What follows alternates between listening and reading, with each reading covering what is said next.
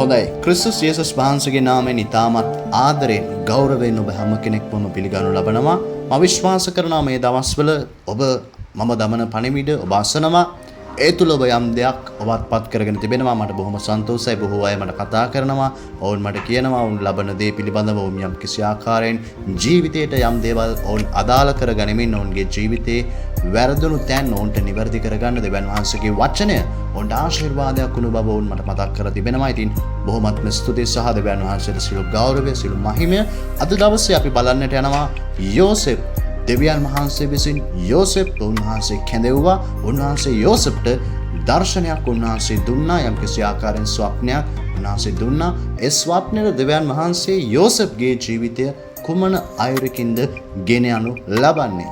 අපි දුටුවා ඔහුට විවිධාකාර බාධාවන්, විවිධාකාර පරීක්ෂාවන්, විවිධාකාර අපහසු අභියෝග ඔහුට පැමිණියා. නමුත් යෝසෙප් දෙවියන් වහන්සේ සමග තිබුණා වූ සම්බන්ධකම paludu නොකර ගනිමින්, ඒ විශ්වාසවන්ත භාවය නැති නොකර ගනිමින් නිරෝගීමත් යහපත් ගුණාත්මක සම්බන්ධකමක් ස්වාමීන් වහන්සේ තුල යෝසෙප් පවත්වාගෙන සිටියා. අද දවසේ අපි බලන්නට යනවා ඊයේ දවසේ බැලුවා වූ කාරණාවට පසුව ඉන්පස්සේ මේ යෝසෙප්ට කුමක්ද පැමිණෙන්නේ, යෝසෙප්ට ඊළඟට කුමක්ද වෙන්නේ කියලා අද දවසේ අපි බලන්නට යනවා.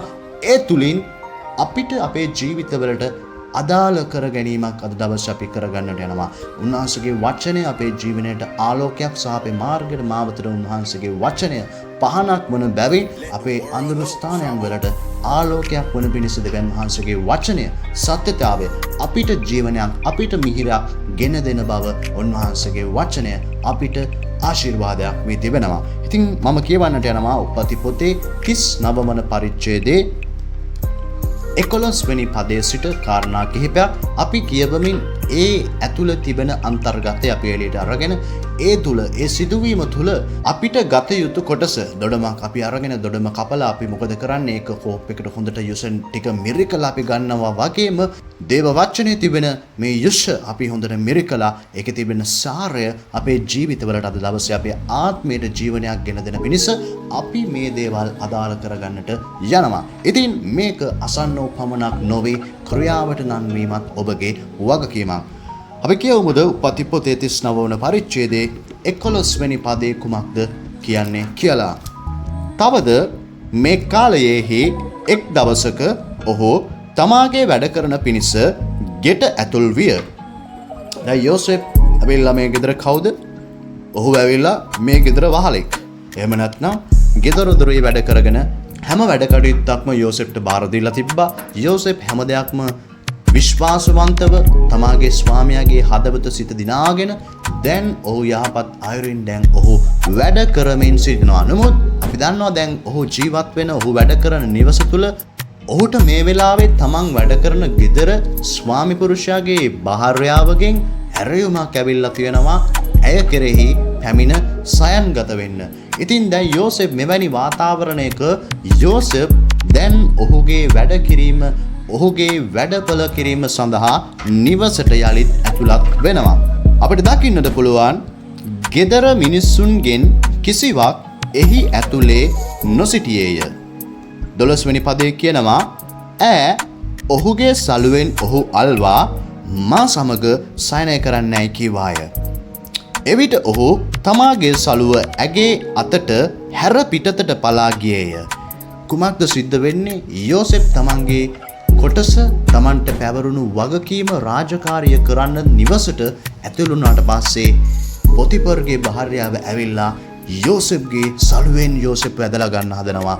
ඒ පමණක් නෙවෙයි, ඇය පවසා සිටිනවා එන්න මාත් එක්ක සයනය කරන්න කියලා බලහත්කාරකමෙන් යෝසෙප් ඇදලා සලුවෙන් ගන්නවා. අපිට දකින්න පුළුවන් මේ වෙලාවේ මේ මොහොතේදී විශේෂ කාර්යයක් සිද්ධ වෙනවා.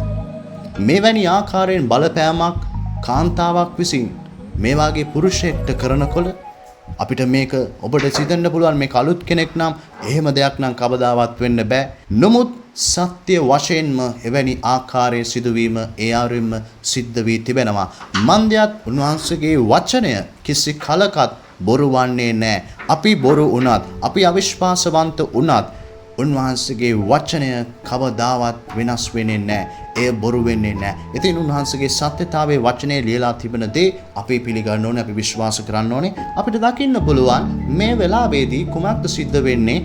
යෝසෙෆ් නිවසට ඇතුළු වුණාට පස්සේ පොතිපර්ගේ භාර්යාව ඇවිල්ලා යෝසෙෆ්ව බලහත්කාරයෙන් සයන්ගත වෙන්න ඇරයුම් කරනවා. ඔහුගේ සලුවෙන් ඇදලා ගන්නවා. ඒ වෙලාවේ කුමක්ද යෝසෙෆ් කරන්නේ? තමන් ඇඳන් ඉන්න සලුව වස්ත්‍රය ගලවලා යෝසෙෆ් අහකට දුවනවා. යෝසෙෆ් කුමක්ද කරන්නේ අවස්ථාවේදී? අපිට දැක ගන්න පුළුවන් එවිට ඔහු තමාගේ සලුව ඇගේ අතට හැර පිටතට පලා ගියේය. ඔබ පැහැදිලි වශයෙන් දැන් ඔබ තේරුම් ගන්න ඕන කාරණාව තමයි යෝසෙෆ්ගේ සලුව ගැලවුණේ මේ දෙවනි වරයි. පළවෙනි පාර තාත්තා යෝසෙෆ්ට දුන්නා අලංකාර වස්ත්‍රයක්. ලස්සන අලංකාර වස්ත්‍රයක් යෝසෙෆ්ට දුන්නා. ඒ වස්ත්‍රය කුමක්ද කළේ? තමන්ගේ වැඩිමල් සහෝදරයෝ එක දැකලා ඊර්ෂ්‍යා කරලා මල්ලිට විතරක් ඇඳුමක් දුන්නා, අපිට කිසි දෙයක් දෙන්නේ නැහැ.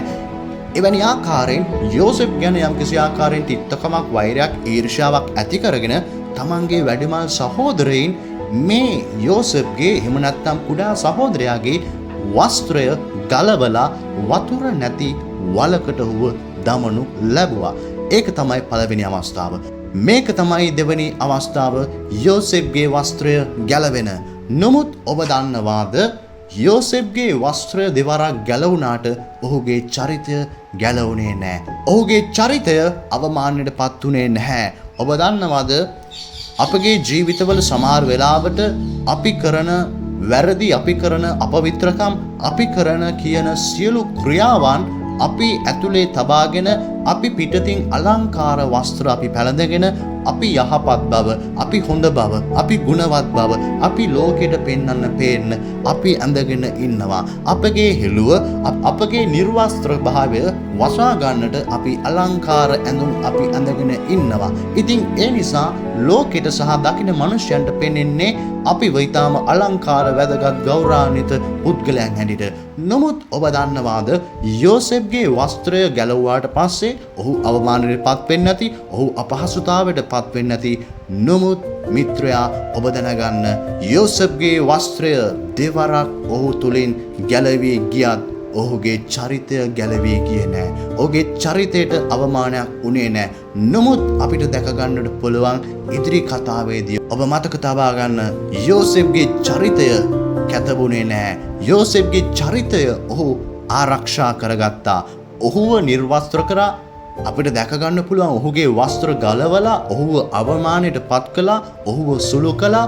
නමුත් ඔබ දන්නවාද යෝසෙෆ්ගේ චරිතය ගලවන්න කාටවත් බැරි වුණා. යෝසෙෆ්ගේ චරිතයට අගෞරවයක් කරන්න කාටවත් බැරි වුණා. අපි කියන කතාවක් තමයි කිරි කලයට ගොමු බින්දුවක් කටනම මුළු කිරි කලෙම අයින් කරන්න වෙනවා කියලා. නමුත් යෝසෙෆ්ගේ ජීවිතයේ ඔහුගේ චරිත ගුණාංගය අපිට දැක ගන්නට පුළුවන්.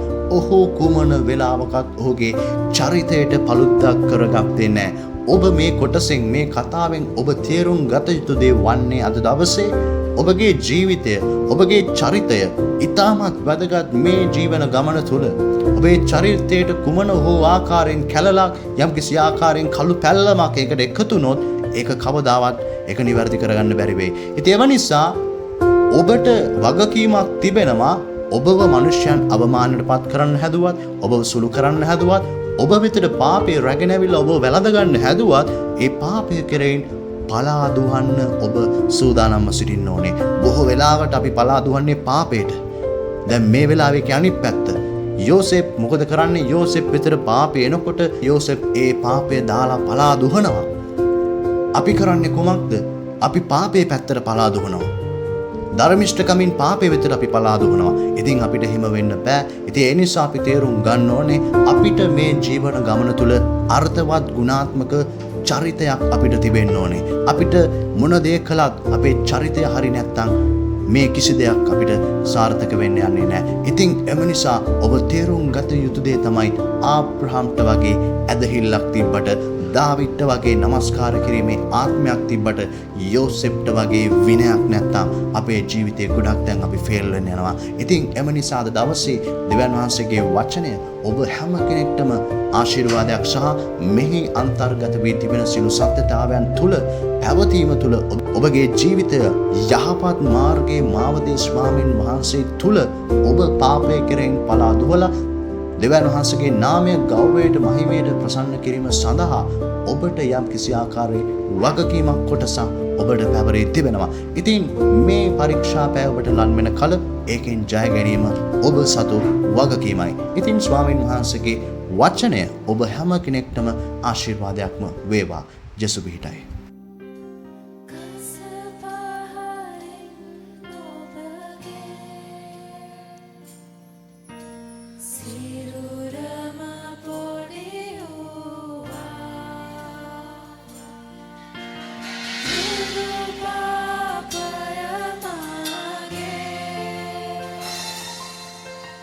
Over